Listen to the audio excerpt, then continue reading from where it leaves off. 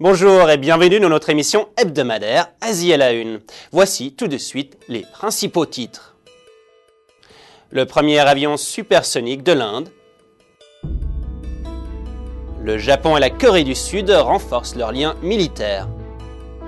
Et en fin de journal, notre sélection internationale. Après de nombreuses années de recherche et de mise au point, l'Inde a réussi à finaliser un avion de combat léger supersonique appelé Tejas. Le ministre indien de la Défense a officiellement remis l'avion à l'Indian Air Force lors d'une réunion à Bangalore. Voyons cela. Lundi dernier à Bangalore, le ministère indien de la Défense a officiellement remis le Tejas, avion de combat léger, à l'armée de l'air indienne. After crossing a number of challenges and accomplishing Après avoir relevé un certain nombre de défis et accompli une étape importante avec une coque résistante, l'intégration de capteurs et le système de visée, après plus de 1500 sorties, le pays est prêt à effectuer un tournant décisif avec la déclaration d'approbation opérationnelle de l'avion Tejas. Le ministre a déclaré que cet avion annonce le début d'une ère de modernisation et d'autonomie des besoins de défense du pays. Depuis près de 30 ans, l'avion était resté en cours d'étude dans l'industrie aéronautique hindoustanie. Le premier escadron sera équipé de 20 avions Tejas. Le projet a débuté en 1983 avec un budget de près de 100 millions d'euros. Mardi dernier, le ministre de la Défense japonais rencontre le ministre des Affaires étrangères de la Corée du Sud lors d'une visite à Séoul. L'ordre du jour pourrait être qualifié d'historique puisque les deux hommes se sont donnés pour mission de resserrer les liens militaires entre les deux pays après de nombreuses années de tensions. La Corée du Sud et le Japon ont décidé de tirer un trait sur leurs relations historiques tendues en élargissant leur coopération militaire face à l'hostilité croissante de la Corée du Nord. Le ministre de la Défense japonais Toshimi Kitazawa a rencontré le ministre des Affaires étrangères de la Corée du Sud mardi dernier lors de sa visite à Séoul, afin de resserrer des liens militaires entre les deux pays. Avant la réunion, Kitazawa a visité le village de Panmunjom où se trouve le navire de guerre Cheonan. La Corée du Sud accuse le Nord d'avoir torpillé le Cheonan en mars dernier, causant la mort de 46 marins. Après avoir vu le bateau couler, je me suis rendu compte qu'un pays pouvant commettre des actes aussi déloyaux se trouve près de chez nous. Lundi, les ministres de la Défense japonais et sud-coréens ont accepté d'améliorer leurs relations face aux menaces présentées par les ambitions nucléaires de Pyongyang, ainsi que 2 attaques meurtrières lancées par l'armée nord-coréenne l'année dernière. Une fois de plus, j'ai réalisé qu'il est important de renforcer les relations entre le Japon et la Corée du Sud, ainsi que la relation entre le Japon et les États-Unis. Mais la Corée du Sud ressent parfois encore une certaine amertume envers l'ancienne puissance coloniale japonaise et des dizaines de manifestants anti-japonais se sont rassemblés au centre de Séoul pour protester contre la visite de Kitazawa. Les discussions visant à un rapprochement militaire entre les forces d'autodéfense japonaises et coréennes sont un problème très délicat pour la paix et l'unification de la péninsule coréenne et la stabilité régionale. Nous sommes ici pour dénoncer cela. La visite de Kitazawa à Séoul est arrivée à un moment de tension accrue dans la péninsule coréenne après que le Nord ait attaqué une île sud-coréenne en novembre dernier qui avait causé la mort de 4 personnes et provoqué des menaces de guerre des deux côtés. Rendons-nous maintenant en Chine où un groupe d'experts vient de publier un rapport alarmant sur les méfaits mortels du tabac. Ce rapport chiffre le nombre de décès annuels liés au tabac à près de 1,2 million de personnes dans le pays. Les auteurs de ce rapport font appel à de nouvelles lois anti-tabac, mais admettent que les énormes revenus générés par les sociétés du tabac au profit du régime forment un obstacle conséquent. Le rapport Contrôle du tabac et avenir de la Chine, rédigé par plus de 60 experts de Chine et de l'étranger, révèle que l'an dernier, les coûts médicaux et sociaux du tabagisme s'élevaient à 60 milliards de yuan, près de 7 milliards d'euros, annulant la taxe sur les revenus qu'ils génèrent. L'administration de l'industrie du tabac, monopole d'État, fait obstacle aux mesures anti-tabac, car elle fixe les règles tout en gérant le premier fabricant mondial de cigarettes, la China National Tobacco. L'étude appelle à des mesures ambitieuses pour réduire le tabagisme. Yang Gonghua, l'auteur principal du rapport Contrôle du tabac et avenir de la Chine, reste sceptique. Le manque de progrès accompli par les ministères qui ont des affiliations avec l'industrie du tabac a annulé les efforts de lutte contre le tabagisme. Il y a 5 ans, le régime chinois signait la convention cadre sur le contrôle du tabac de l'OMS et promettait l'interdiction de fumer dans les espaces clos, les lieux publics, ainsi qu'une interdiction totale de la publicité et du parrainage liés au tabac. L'objectif devait être atteint en janvier 2011. Le mois dernier, ces plans ont été repoussés de 5 ans. L'année dernière, les médias d'État chinois ont dénoncé des dizaines d'écoles primaires à travers le pays, parrainées par des sociétés productrices de tabac. Sur les terrains de jeu, on pouvait voir des enseignes louant le tabac telles que « Le tabac vous aide à réussir ». La Chine est le plus gros consommateur avec plus de 300 millions de fumeurs et plus d'1 million de personnes meurent chaque année du tabac.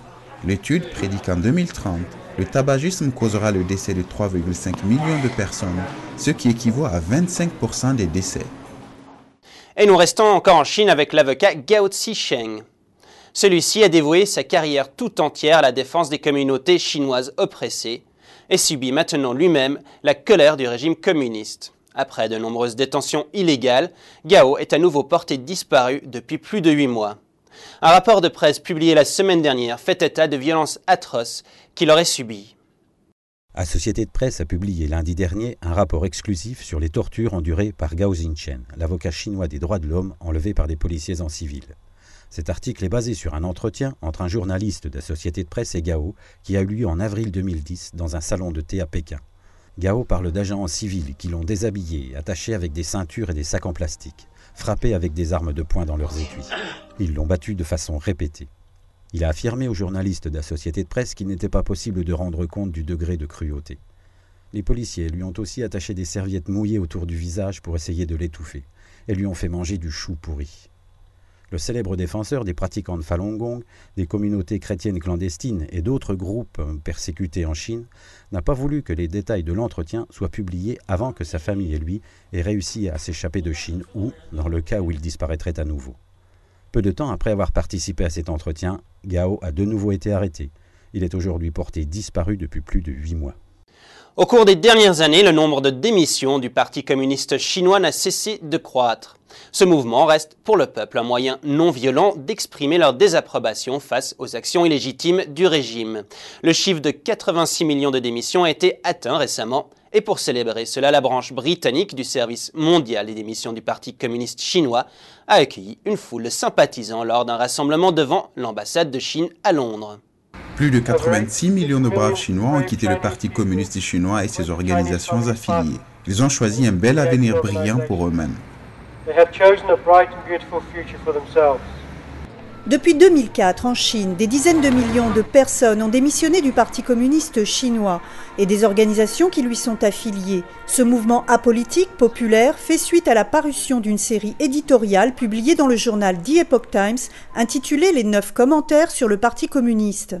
Pour montrer leur soutien et leur solidarité envers les plus de 86 millions de démissions, la branche britannique du service mondial pour démissionner du Parti communiste chinois a organisé un rassemblement devant l'ambassade de Chine et un défilé dans les rues de Londres. Le mouvement est soutenu par divers groupes qui ont souffert de la persécution aux mains du PCC. Ces groupes comprennent le Falun Gong, aussi connu sous le nom Falun Dafa, une pratique spirituelle dont les adeptes sont arrêtés, torturés et tués par le régime chinois. De nombreux citoyens britanniques sont sortis pour manifester leur soutien et leur solidarité.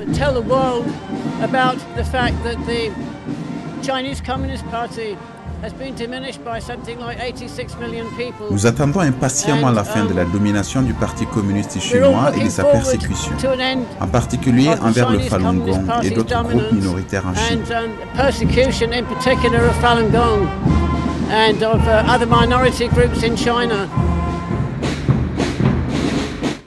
Le défilé a été soutenu par l'ensemble Tianguo Marching Band, une fanfare qui a un lien particulier avec le mouvement. Aujourd'hui, nous avons invité la fanfare européenne du Falun Dafa. Nous sommes très reconnaissants qu'ils nous soutiennent dans ce mouvement de démission du PCC.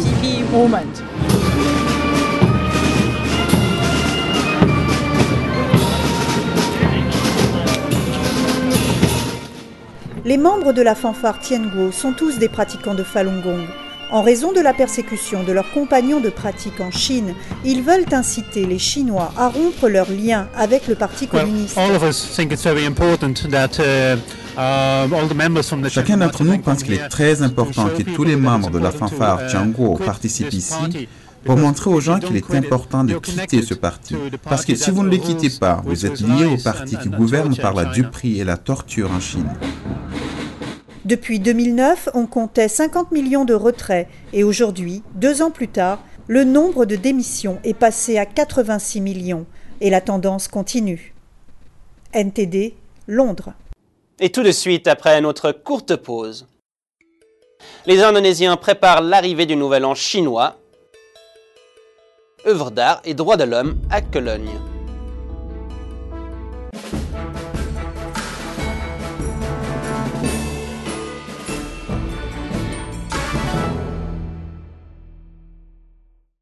Bien que le Nouvel An chinois n'aura lieu officiellement que le 3 février, il se dégage déjà en Indonésie une atmosphère de fête, annonçant l'année du lapin. Nos correspondants de Jakarta nous rapportent les faits. Dans la cour intérieure du centre commercial d'Emporium Pluie de Jakarta, des tambours et des cymbales animent la danse du lion présentée par Kunchao, l'équipe de danse du lion. Ils souhaitent être les vainqueurs du championnat 2011 de la danse du dragon en Indonésie, organisé par l'Association indonésienne du dragon et du lion. Chaque équipe de danse du lion sera jugée par 11 jurés sur leur conformité aux aspects fondamentaux de la danse du lion. Cela comprendra la difficulté des mouvements, l'expression, la passion, les bonnes manières, les costumes, les décors, l'harmonie des mouvements et de la musique. 30 équipes de cette danse du lion, issues de diverses régions de l'Indonésie, vont participer au championnat. L'association affirme que l'activité accueille non seulement la nouvelle année lunaire en Indonésie, mais aussi agit comme un forum pour unifier la communauté ethnique chinoise aux Indonésiens autochtones.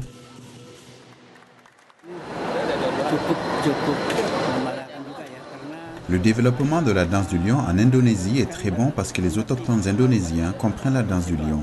Ils la connaissent déjà et y ont même participé. L'objectif de ce concours est de faire progresser le développement de la danse du lion et d'unir les communautés de la danse du lion.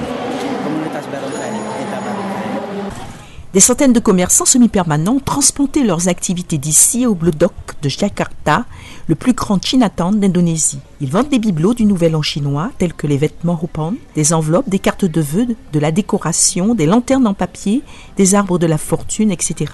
Chaque jour, des milliers de personnes, issues particulièrement de la communauté ethnique chinoise, y font des achats pour leur Nouvel An chinois. Les petits commerçants de cette localité peuvent se faire des millions de roupies par jour et il n'est donc pas surprenant que la plupart d'entre eux aient délocalisé leur entreprise ici à l'approche du Nouvel An lunaire. C'est l'année du lapin et presque tous les bibelots vendus représentent le lapin, allant de vraies images de lapins aux personnages de dessins animés comme Bugs Bunny. C'est pareil, chaque nouvelle année lunaire, nous vendons ces vêtements. Tous les jours, je peux vendre 6 des 7 dizaines d'articles de vêtements. Cela n'arrive qu'au moment du nouvel an lunaire. Les Chinois indonésiens n'ont été autorisés à célébrer le nouvel an lunaire que depuis l'année 2000, quand le président, feu Abdurrahman Wahid, a abrogé le décret passé en 1967 par son prédécesseur Suharto, qui interdisait aux ressortissants de sources chinoises de célébrer leur nouvel an en public. Les personnes les plus vulnérables en hiver sont sans nul doute les sans-abri. L'histoire suivante nous parle d'un homme israélien qui fait preuve de compassion et de diligence pour venir en aide aux SDF.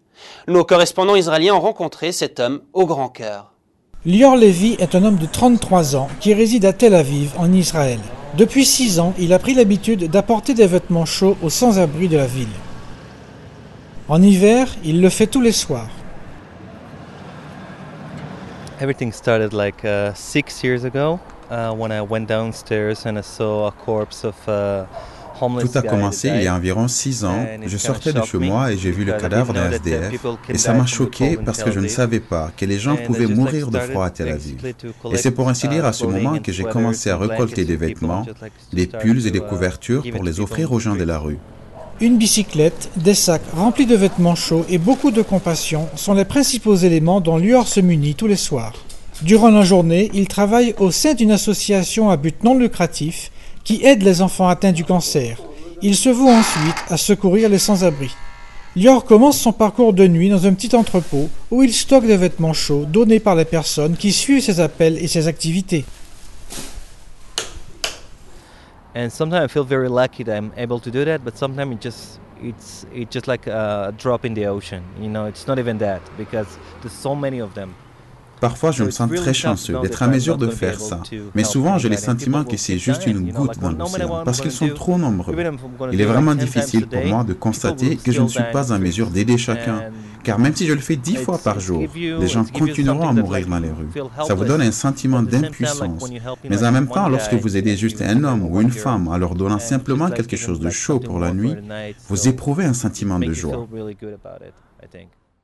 Lior estime qu'il est très important de ne pas porter de jugement sur les gens.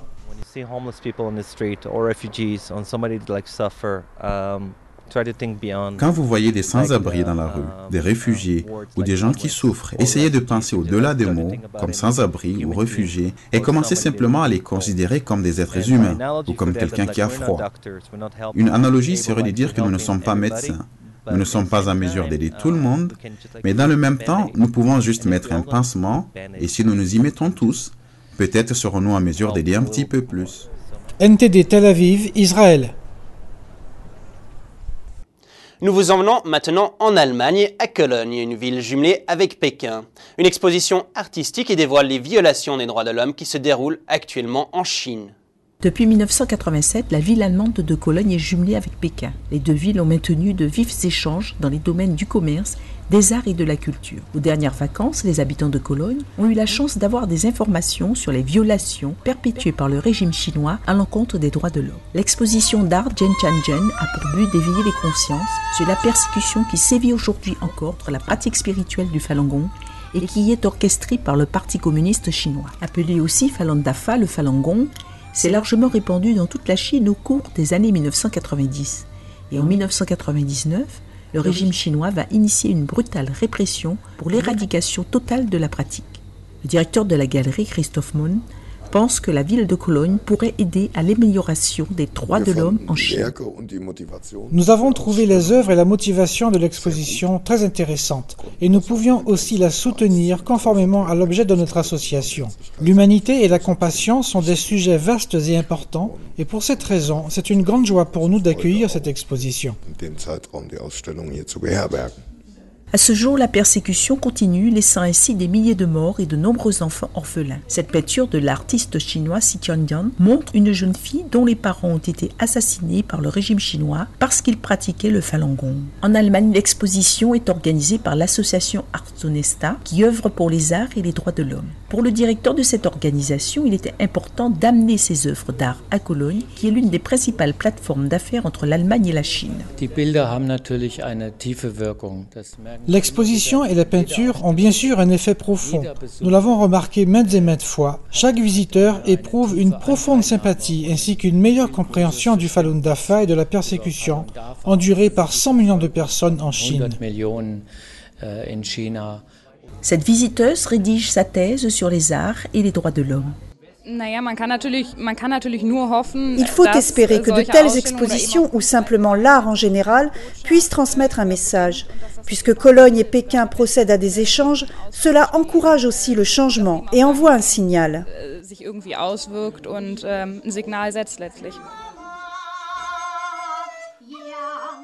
L'exposition d'art Zhenchanzhen a été montrée dans plus de 50 pays à travers le monde. NTD Cologne, Allemagne. Comme chaque semaine, revenons maintenant sur la tournée mondiale du prestigieux spectacle Shenyun. L'une de ces trois compagnies se produisait le week-end dernier à Montréal. Nos correspondants ont rencontré quelques spectateurs à la sortie de la représentation. Voici leurs impressions.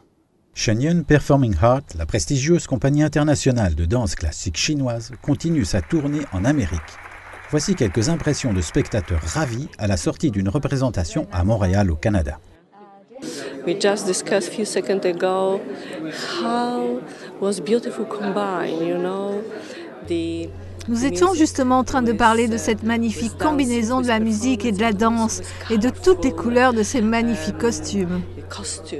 D'autres spectateurs ont exprimé leur admiration pour les chanteurs solistes. Une chose qui m'a grandement impressionné, c'est la cantatrice, la puissance de sa voix. On est tellement habitué d'entendre des gens d'origine soit italienne ou espagnole au niveau des voix pour le classique qu'on apprécie beaucoup. C'est nouveau pour nous. Impressionné, je dirais que c'est les chanteurs. Quand c'était un chanteur tout seul, il y a eu un ténor, les voix étaient portantes, j'ai trouvé ça impressionnant. J'avais rarement entendu des chanteurs chanter aussi fort, disons. Il a été très étonné de cette ingénieuse combinaison d'instruments classiques chinois et occidentaux dans l'orchestre de Shenyang. De la musique classique, de la musique très belle. J'aurais aimé voir l'orchestre, l'orchestre était caché. NTD News, Montréal, Canada. Et pour terminer ce journal en exclusivité cette semaine, nous vous présentons un entretien avec Vinali, la directrice de la compagnie Shenyun Performing Arts. Elle nous parle de certains éléments qui font la magie de ce spectacle et nous invite à entrer dans la grâce de la danse et de la musique traditionnelle chinoise. Vinali, la directrice de la compagnie internationale Shenyun Performing Arts, explique que le tout nouveau programme de Shenyun, lors de sa tournée mondiale 2011, continue de présenter l'essence de la culture traditionnelle chinoise à travers la danse chinoise, classique ou ethnique, les chanteurs solistes et un orchestre unique en son genre. La culture traditionnelle chinoise a été transmise par les dieux il y a 5000 ans. Dans l'ancienne culture chinoise, les principes et les valeurs que nous essayons de comprendre aujourd'hui existaient déjà, mais c'était vraiment une culture d'inspiration divine. Elle inclut de nombreux éléments, une idéologie propre et un respect pour la bienveillance, la loyauté, la sagesse, l'honnêteté, un sens de la cérémonie, jusqu'à un usage déterminé des couleurs. Les artistes de Shenyun ont fait frémir le cœur de plus de 2 millions de spectateurs grâce à leur art de pure compassion et de pure beauté. Mais pourquoi, à chaque représentation, le public est-il ému aux larmes ? Bien que nous parlions des langues différentes, que notre couleur de peau soit différente, nous avons un sens commun de certains idéaux moraux et les principes fondamentaux de notre nature humaine nous sont communs. Après avoir vu ce spectacle, l'esprit se sent rafraîchi, on se sent purifié et rayonnant d'un nouvel éclat. Vinali espère que chacun aura l'occasion de voir ce spectacle. Shenyun sera en Europe de fin février à début mai. Il est difficile de ressentir vraiment ce genre de spectacle sans l'avoir vu. Il faut vraiment le voir en direct pour comprendre ce qu'est Shenyun.